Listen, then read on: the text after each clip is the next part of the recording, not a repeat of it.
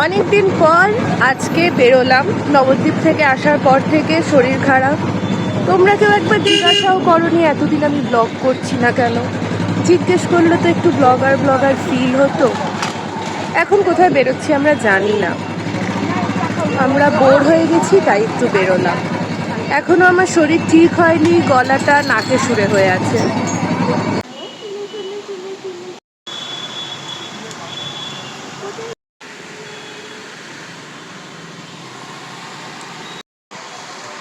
আমরা এসেছি যদু কলোনি পার্কে, যেটা আমাদের বাড়ির খুব কাছে। এখানে একটা ফোয়ারা আছে, হাওয়া দিচ্ছে বলে সেটার ছিটেগুলো আমাদের গায়েও লাগছে। ওইখানে কারোর একটা মূর্তি আছে, কাছে গিয়ে ভালো করে দেখতে হবে ওটা কার মূর্তি। এই যদু কলোনি এই পুকুরটাতে আগে প্রচুর জন মারা যেত, প্রত্যেক বছর একজন করে টানতো মারা যেত।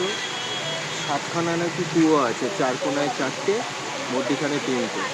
তারপরে ওই যে ওইদিকে ওখানে একটা মন্দির আছে, মন্দিরটা করেছে শিবজির মন্দির। আরও বোধহয় অন্য ঠাকুরও আছে। ওটা করার পর থেকে নাকি আর তারপর থেকে এখন আর কোনোদিন কেউ মরেনি আপাতত। এখন পার্কে এসে বসেছি আর এখানে একটা ভৌতিক জিনিস হচ্ছে।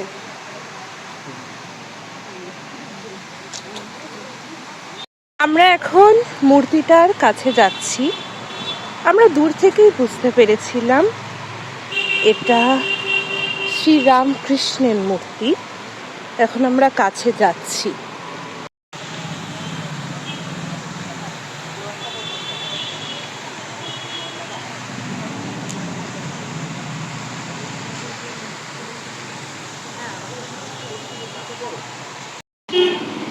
টাটা। হ্যাঁ, খুব ভালো মা হও, সুস্থ সুস্থ বাচ্চার জন্ম দাও। টাটা, আবার দেখা হবে। বিষয়টা ড্রাইভারকে দেওয়া ছিল, ড্রাইভার দেওয়া হয়ে গেছে। এখন আমাদের সেরকম কোনো কাজ নেই, তাই আমরা এমনি ঘুরে বেড়াচ্ছি। আমরা এখন ওষুধ কিনলাম, সলভিন কোল্ড, প্যারাসিটামল।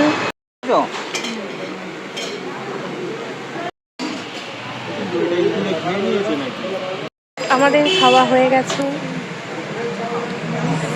মোমোটা ভালো ছিল, চাটনিটা ভালো ছিল, মানে সসটা ভালো ছিল, স্যুপটা একদম ভালো ছিল।